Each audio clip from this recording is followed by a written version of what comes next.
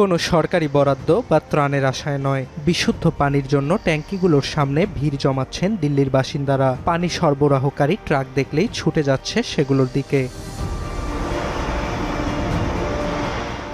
বায়ু দূষণে বছরের প্রায় পুরোটা সময় জুড়ে সংবাদের শিরোনামে থাকে ভারতের রাজধানী দিল্লির নাম।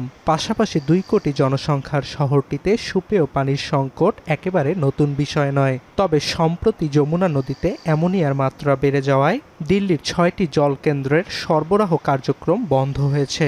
কেননা দূষণের মাত্রা ভয়াবহ হওয়ায় শোধনাগারগুলো ব্যর্থ হচ্ছে পানি বিশুদ্ধকরণে। কর্তৃপক্ষ জানায় এর ফলে দিল্লির 43টি এলাকার 20 লাখ মানুষ এখন ভয়াবহ পানি সংকটের মুখে। বেশ কয়েকদিন ধরে একেবারেই পানি পাচ্ছেন না এসব অঞ্চলের বাসিন্দারা। কোনো কোনো জায়গায় পানি পাওয়া গেলেও তা প্রয়োজনের চেয়ে খুবই কম। এছাড়া সরবরাহ করা পানি থেকে ছড়াচ্ছে দুর্গন্ধ। 10 मिनट का भी देता है, कभी 5 मिनट देता है। हाँ, ऐसे इसीलिए वो जल्दी सा मोटर लगाते हैं तो पानी भर लेते हैं, वही फटाफट खींच ले हम लोग पानी। बहुत दिक्कत होती है, ड्यूटी छूट जाता है, ड्यूटी की छोड़ के बैठी हूँ पानी के चक्कर में।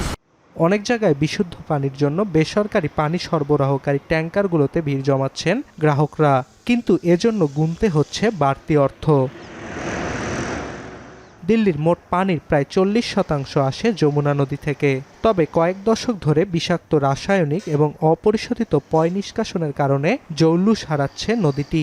যমুনার 76% পানি দূষণের জন্য দায়ী দিল্লি। এছাড়া দিল্লির পানি দূষণের আরেকটি কারণ অপরিকল্পিত নগরায়ন। শহরের ঘনবসতিপূর্ণ অঞ্চলগুলোতে পর্যাপ্ত ড্রেনেজ ব্যবস্থা না থাকায় প্রায় সারা বছর এলাকাগুলো হাঁটু সমান পানিতে ডুবে থাকে। এতে করে অনেক স্থানে বর্জ্য মাটির সঙ্গে মিশে যায় এবং দূষণ ছড়ায়। অর্ণব প্রসাদ, এখন বিশ্ব। 72 ঘন্টা ময়েশ্চার লক সমৃদ্ধ লিলি বডি ওয়াশ শিয়া বাটারের গুডনেস স্কিন রিপেয়ার করে রাখে সফট ও গ্লোয়িং।